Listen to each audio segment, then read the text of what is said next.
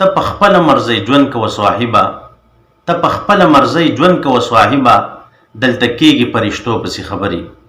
عزتمندو تاسو د دې انسان دا خبرې اورئ، د دې نه پس بیا راځم ستاسو سره یو څو خبرې کوم. په افغانستان کې چې څومره د افغانیانو چې څه بد حال دی، په تېره شوي کې چې څه په افغانستان کې زیاتی د افغانانو سره شوی، څه په غونډو کې د لاسو د ټولو نه غټ د پښتنو د افغانیانو دشمن دا دی.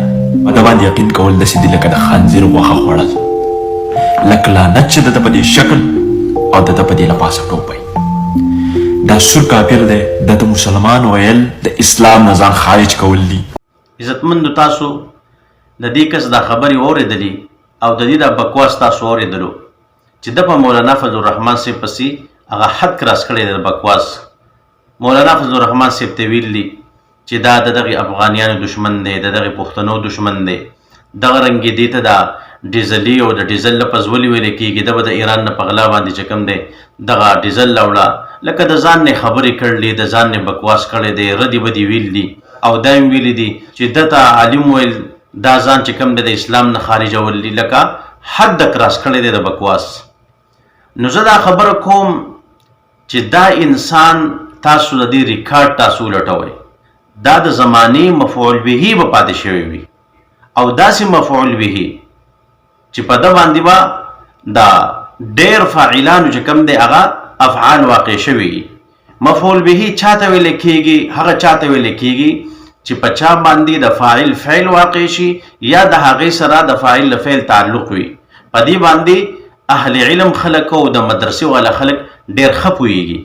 نو دغه د زمانې مفعول به به راپاسي او دا به چې کوم دی په مولانا فضل الرحمن صاحب پسې بکواس کوي. کوم دی خپل دې شکل ته ښه وګوره، تا به چې کوم دی څوک نه یې خفه کړی، هر سړی به ستانه خوشحالي او ورسره چې کوم دی ته د زمانې مضبوط مفعول به پاتې شوی چې په تا باندې به د هر قسمه فاعل چې کوم دی فعل واقع شوي.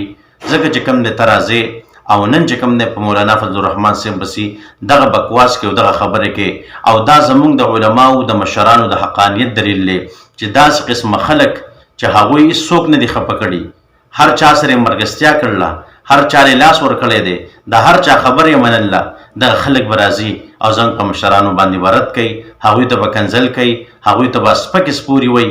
په دې مخکې ورځو کې مولانا فضل الرحمن صاحب د افغانیانو په حق کې خبره وکړه، د هغوی دپاره یې اواز اوچت کو او ته د هغې په ښه خبره باندې مرد کې په هغه پسې بکواس کې چې د چا پلار معلوم نه وي هغه خلک راځي، هغوی چې کوم دی په مولانا فضل الرحمن صاحب پسې او زموږ په علماو پسې په بکواس کوي. نو دغه و د دغې کس حقیقت او د هغې د خبرو جواب الله رب عزت د علماو قدر زموږ په زړونو کې پیدا کړي. د په شان کم خلک چې د زمانې مفعول به پاتې شوی دی، نو الله رب عزت دی دغه مفعول به ته هم هدایت وکړي چې هغوی ځان د فاعل له فعل نه وساتي.